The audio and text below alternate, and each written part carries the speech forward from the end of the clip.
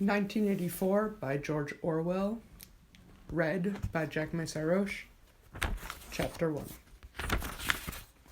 It was a bright, cold day in April, and the clocks were striking 13.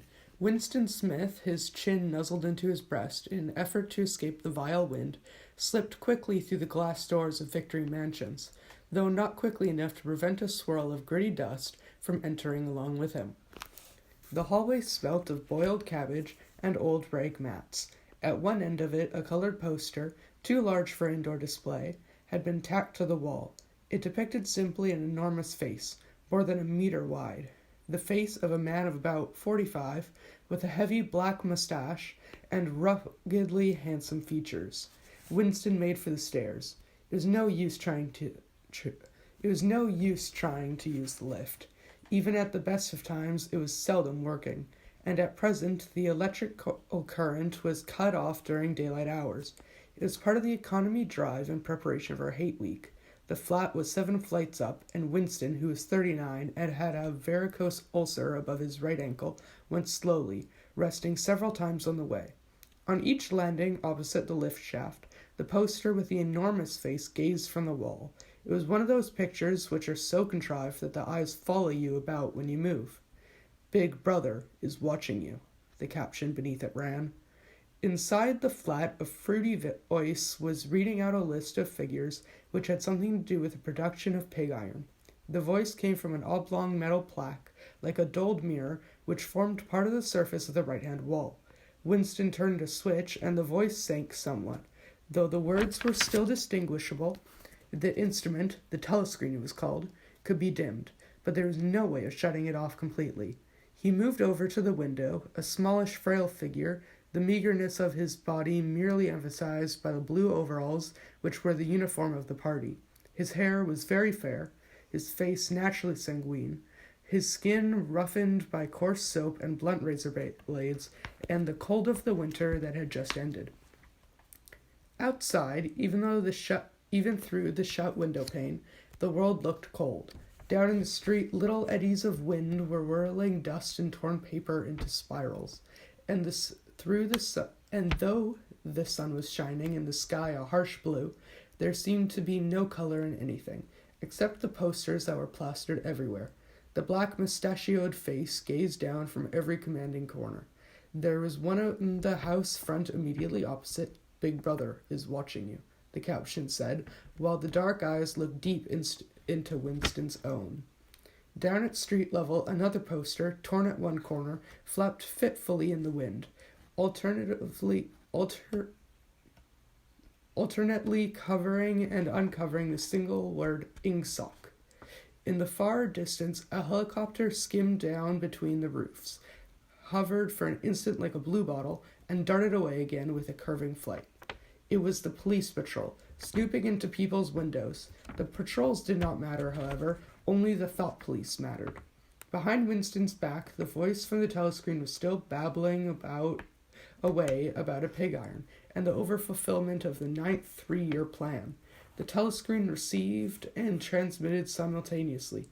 Any sound that Winston made above the level of a very low whisper would be picked up by it. Moreover, so long as he remained within the field of vision which the metal plate commanded, he could be seen as well as heard. There is, of course, no way of knowing whether you were being watched at any given moment, how often, or on what system. The thought police plugged in on any individual wire was guesswork. It was even conceivable that they watched everybody all the time, but at any rate, they could plug in your wire whenever they wanted to.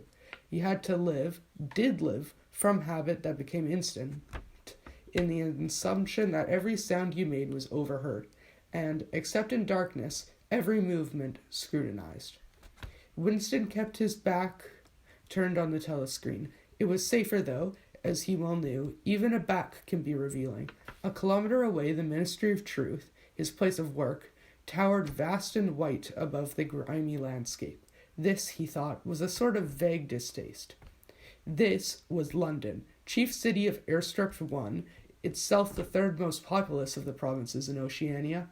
He tried to squeeze out some childish memory that should tell him whether London had always been like this.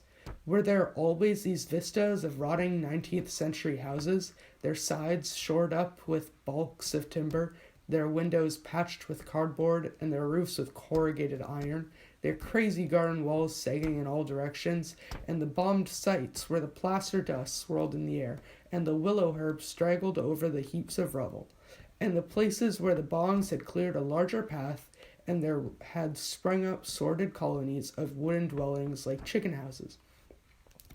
But it was no use. He could not remember. Nothing remained of his childhood except a series of bright lit tableaus, occurring against no background and mostly unintelligible. The Ministry of Truth, Minitrue in Newspeak, was startlingly different from any other object in sight. It was an enormous pyramidal structure of glittering white concrete, soaring up terrace after terrace, 300 meters into the air. From where Winston stood, it was just possible to read, picked out on its white face in elegant lettering, the three slogans of the party. War is peace. Freedom is slavery. Ignorance is strength. The Ministry of Truth contained, it was said, 3,000 rooms above ground level, and corresponding ramifications below. Scattered about London, there were just 3 other buildings of similar appearance and size. So completely did they dwarf the surrounding architecture that from the roof of Victory Mansions you could see all 4 of them simultaneously.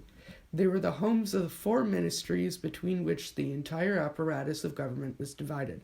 The Ministry of Truth, which concerned itself with news, entertainment, education, and the fine arts. The Ministry of Peace, which concerned itself with war. The Ministry of Love, which maintained law and order. And the Ministry of Plenty, which was responsible for economic affairs.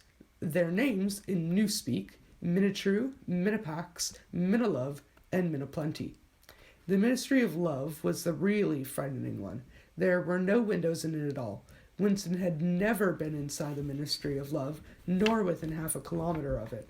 It was a place impossible to enter except on official business, and then only by penetrating through a maze of barbed wire entanglements, steel doors, and hidden machine gun nests. Even the streets leading up to its outer barrier were roamed by gorilla-faced guards in black uniforms, armed with jointed truncheons. Winston turned round abruptly. He had set his features into the expression of quiet optimism which it was advisable to wear when facing the telescreen. He crossed the room into the tiny kitchen. By leaving the ministry at this time of day, he had sacrificed his lunch in the canteen, and he was aware that there was no food in the kitchen except a hunk of dark-colored bread which had got to be saved for tomorrow's breakfast. He took down from the shelf a bottle of colorless liquid with a plain white label marked Victory Gin. It gave off a sickly, oily smell as of Chinese rice spirit. Winston poured out nearly a teacupful, nerved himself for a shock, and gulped it down like a dose of medicine. If you are so far enjoying 1984, the rest of the book is available for purchase by audiobook for $120. Please email me on my personal email and you will get me reading the rest of the book.